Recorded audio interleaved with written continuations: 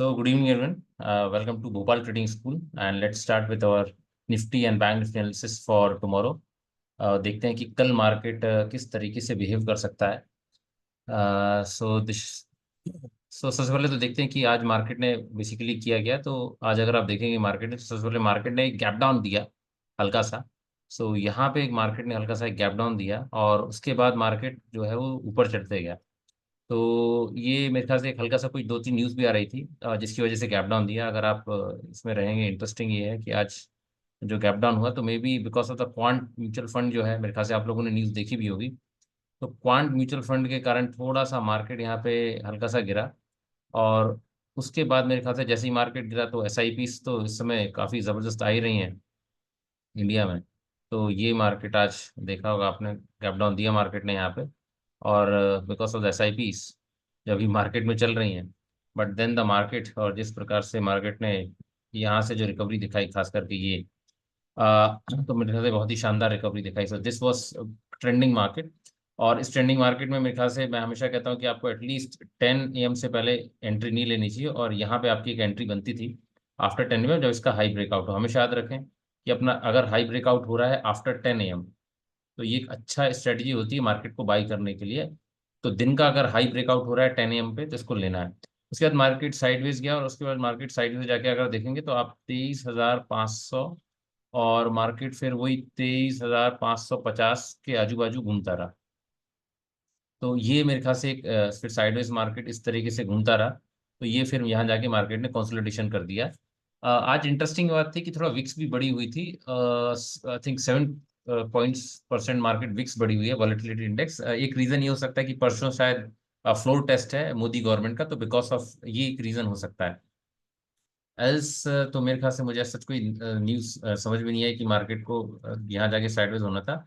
But nevertheless market sideways हुआ. तो market ने आज अच्छे मौके दिए. गैप डाउन के बाद अच्छा मार्केट ने रिट्रेस किया और फिर यहाँ से आपको एक दिया. तो ये है.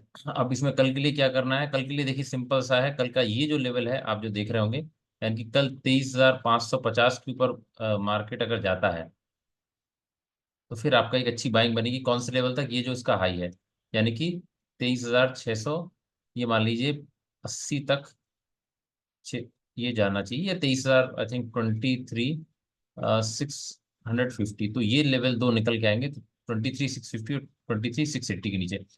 अब यहाँ सेलिंग शॉर्ट कहाँ पे होगा? शॉर्ट देखिए, जो आज का लो है, जो आज का लो है वही जो है मार्केट के लिए एक तरीके से काम करेगा शॉर्ट करने के लिए, अगर आपको लॉन्ग शॉर्ट करना है, यानी कि अगर आपको मार्केट में नीचे जाना है. तो आज का जो लो बना है, मार्केट ने जो लो बनाया हुआ है, यानी कि 23,500 का उसका लेवल आ रहा है. तो 23,500 का लेवल जो है, ये ही जो है एक तरीके से शॉर्ट है. तो आपको अगर शॉर्ट करना है तो यहाँ पे 23,360 है. तो ये 23,360 के ऊपर मेरे ख्याल नीचे ये शॉर्ट हो जाएगा. तो ये नीचे के लेवल में है अगर आपको शॉर्ट करना है, और ऊपर में आपको ये जो ब्रेकआउट है यानी कि 23,500. तो दो लेवल निकल के आ रहे हैं, सिंपल सा है. 23,550 के ऊपर जाए तो आपको लॉन्ग कर देना है. 23,360 के नीचे आए तो मार्केट को आपको शॉर्ट कर देना है.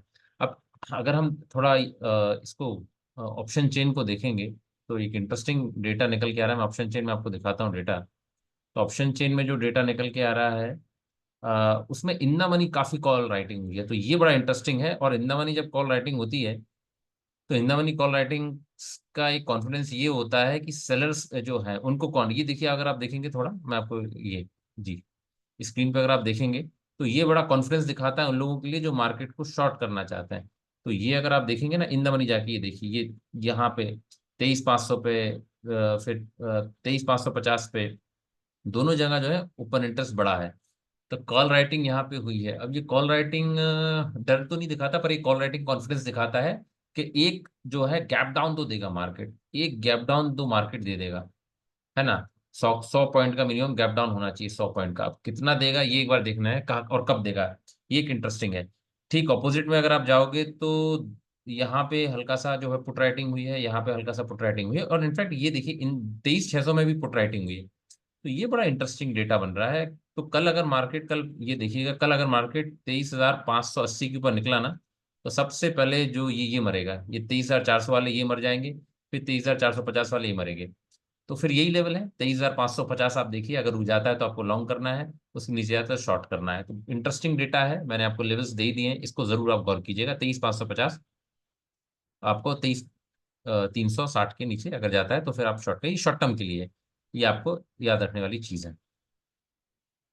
अब हम आते हैं अपने बैंक निफ्टी पे। तो बैंक निफ्टी का डेटा हम एक बार देखते हैं कि बैंक निफ्टी ने एग्जैक्टली क्या किया है।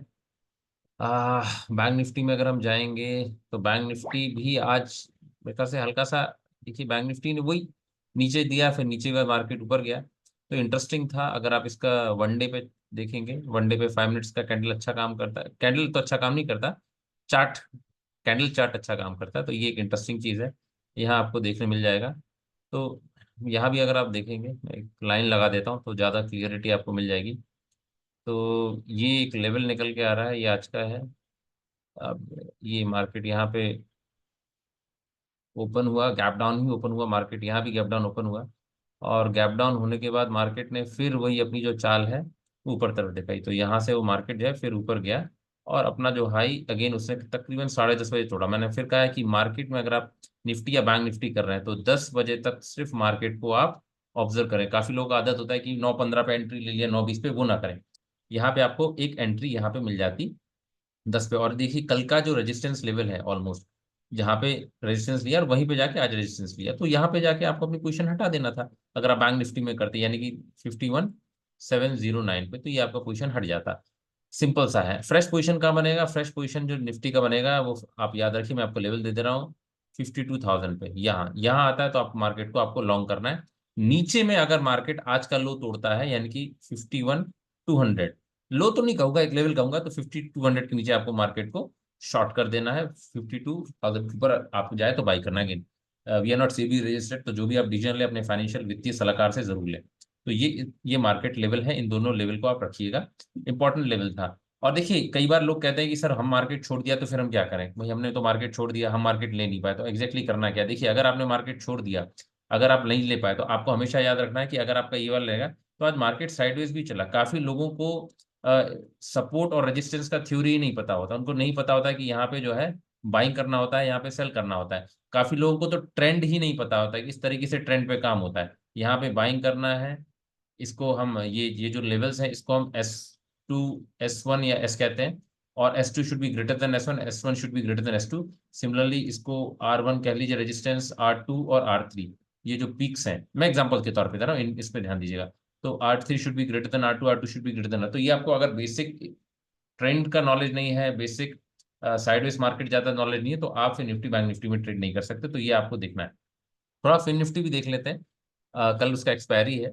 फिन निफ्टी में भी बड़ा मेरे ख्याल से इंटरेस्टिंग बना लेवल। और इंटरेस्टिंग लेवल फिन निफ्टी में इसलिए बना है क्योंकि मेरे ख्याल से शायद उसके एक्सिस बैंक और आईसीआईसी बैंक छोड़ दें तो फिन निफ्टी में भी कोई बहुत ज़्यादा जो है वो मार्केट कर नहीं रहा था।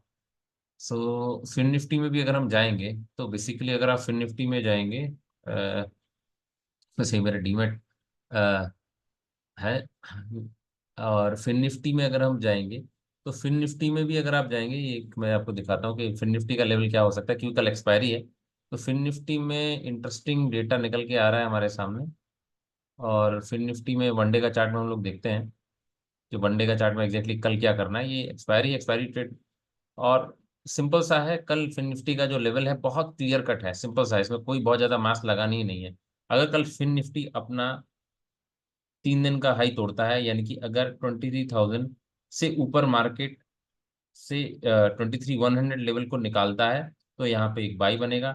शॉर्ट आपको इस वाले लेवल पे ही करना है। तो ये वाला लेवल आपको जो है यहाँ पे मैंने मार्क किया है, इसको हम एक बार देख लेते हैं कि कौन सा लेवल मार्क है। तो आपको जो लेवल निकल के आ रहा है वो लेवल सिंपल से हैं, इसके दो लेवल मार्क कर सकते हैं। ये 22,800, 22,800 और 23,100। सो सिंपल लेवल है और इसमें कोई बहुत ज्यादा मैथ्स नहीं है। 22,800, सो 22,800 पे आपको शॉर्ट कर देना है और 23,100 पे आपको बाई करना है। सिंपल है, इसको नोट डाउन कर लीजिए। So that's it. और इसके अलावा कुछ और हम लर्निंग वीडियोस भी अपलोड करेंगे। तब तक के लिए थैंक यू सो मच। जय हिंद, जय भारत।